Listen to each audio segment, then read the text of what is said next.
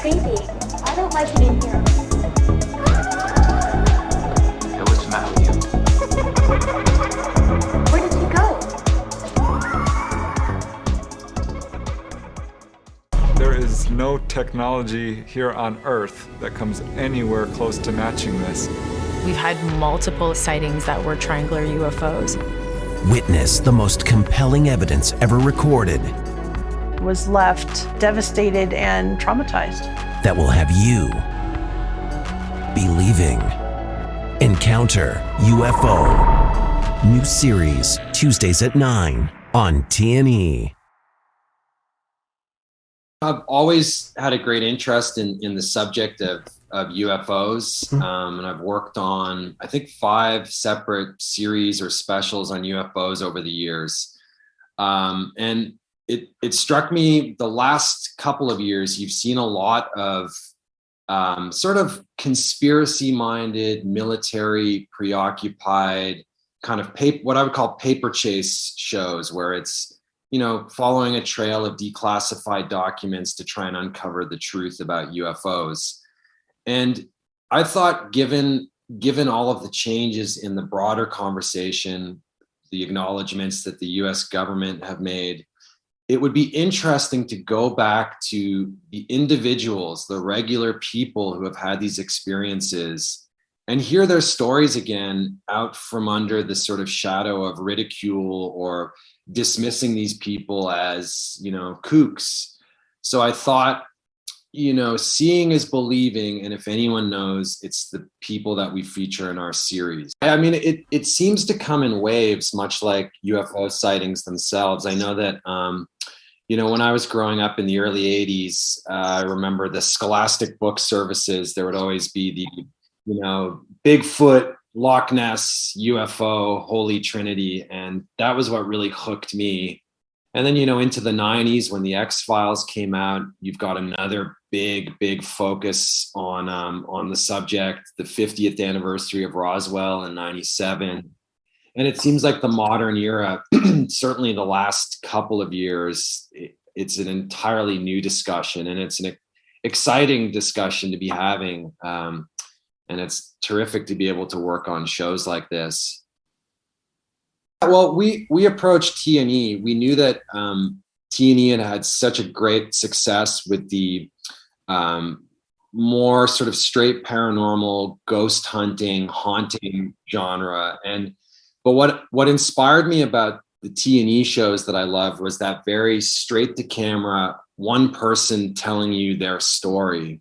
And I thought, I bet there's a way to sort of pick that up and transport it into the UFO genre. So we were lucky, our great partners at T+E, Sam Linton, our executive, she got it as well. And, we sort of developed it together. And, she was a great partner steering the ship. How do we make an intelligent, we use the expression future-proof. It's difficult to future-proof something where the conversation is ongoing, but how do we make something intelligent and smart? And how do we take care with the, the trust that's put in you by our interview subjects, who are often telling stories that are very difficult or traumatic, or, it's not easy to go on TV and say you've seen a UFO.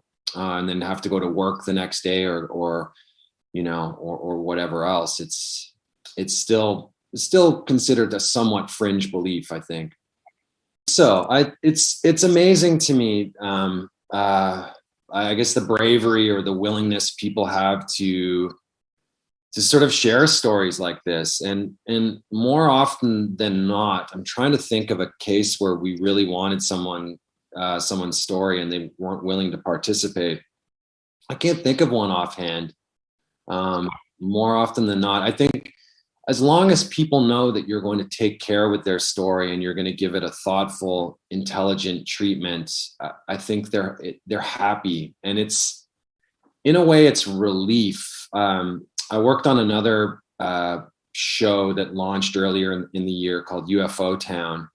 And I still get an email a week from someone in that region. And very often people say, I don't want you to do anything with this information. I just want to tell someone else who knows a little bit about this subject.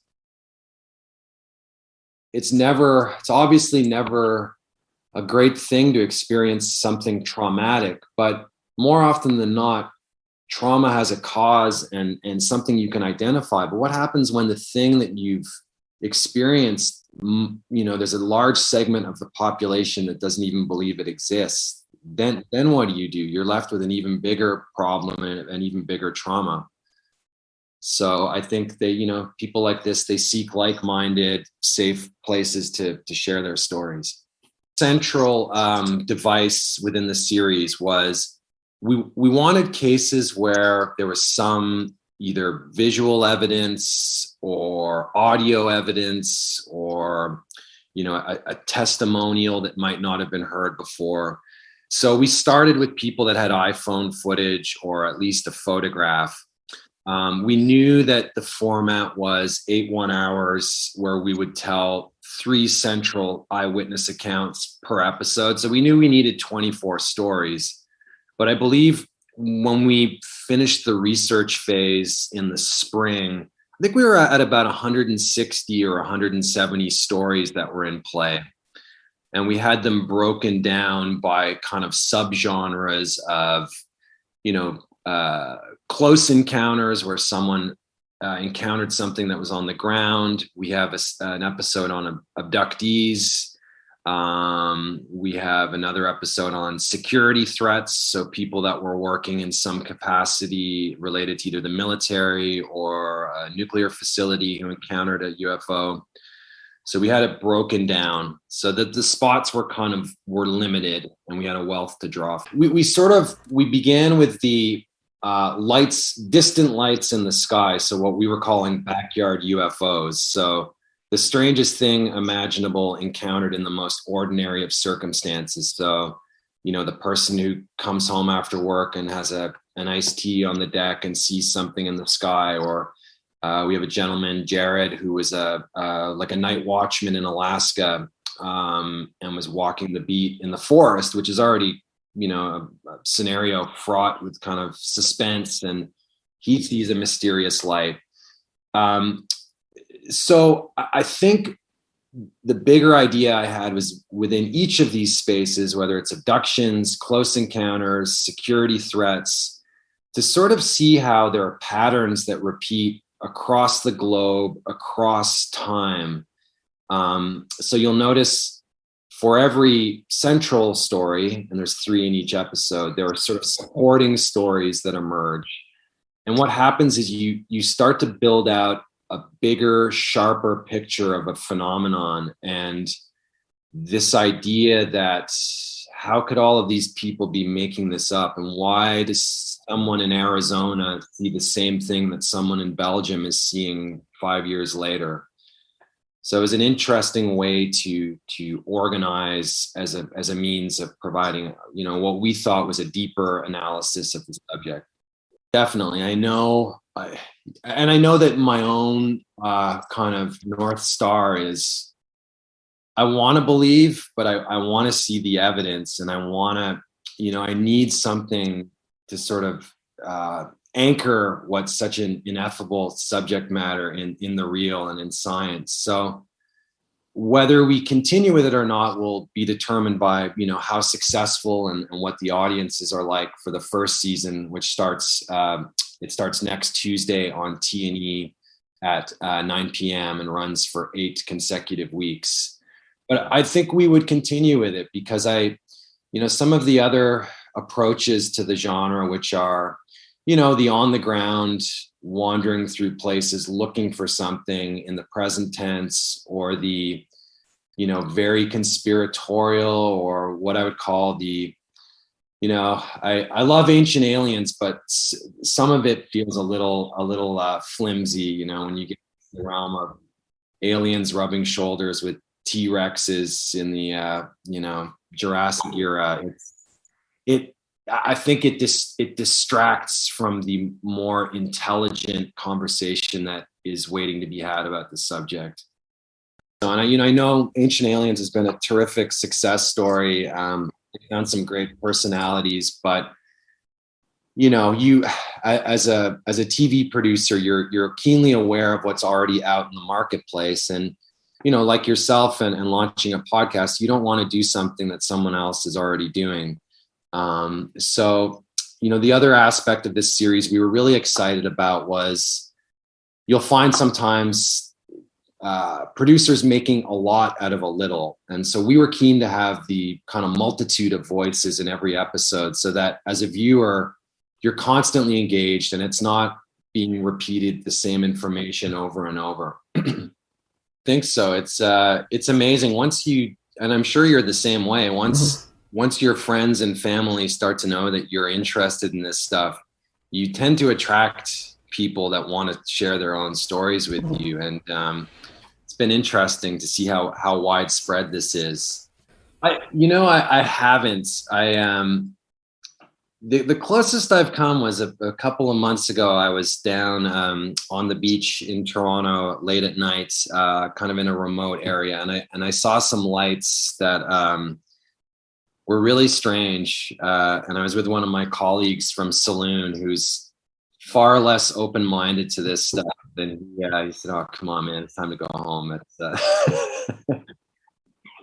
but I haven't. I would like to, but the experts that we've talked to, their line tends to be, well, you're not spending enough time watching the sky if you haven't seen anything then. And I think I have more than a willingness. The thing that really excites me is having thought about this stuff all my life, to the idea of being alive when some of these questions are finally answered is just so exciting and exhilarating, to think we might know the answer, that just that these great questions might be answered, and that we don't know everything.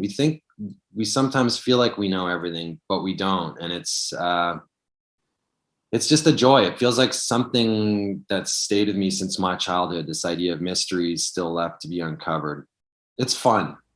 I hope that what it does is shows even the skeptical viewership that these are not kooks. These are not, what we've been calling the tinfoil hat brigade. These are regular people. These are your coworkers and your friends and your family. And they're very often are not being completely decisive about what they've seen, but they know they've seen something. They don't know what it is, and they want the answer. So I hope it just continues to shape the intelligent conversation that's going on in the world right now, and that it provides some of these people who may have been dismissed before the conversation, deepened, give them a forum to sort of tell their stories in a safe place. And I hope it entertains people. Of course, you always want to entertain people. Sure. I mean, I think within the 8 hours, knowing that it was our first season, we go from Kenneth Arnold, who was the pilot in 1947, who had what's considered the first sort of chronicled UFO encounter. He was a pilot. We go all the way through to, we speak a little bit about Avi Loeb at Harvard and Oumuamua, the object traveling through space that he was speculating on. And we also, for me, what was really, really exciting, one of the stories that I've always been taken with was the Stefan Mahalik case, the Falcon Lake, Manitoba, the amateur prospector who encounters this craft that's landed, approaches the craft and is badly burned by it with the physical evidence to show for it. So we had a chance to speak to Stefan's son Stan, and that was just a thrill because that's a story I've known about for 20 years and have been thinking about. And it's interesting because it's you have this very otherworldly subject matter, but in this story, there's also a question of what do you do when your dad comes home and claims he's encountered a UFO? What does that do to your family? What does that do to your life? There is no technology here on Earth that comes anywhere close to matching this. We've had multiple sightings that were triangular UFOs. Witness the most compelling evidence ever recorded Was left devastated and traumatized.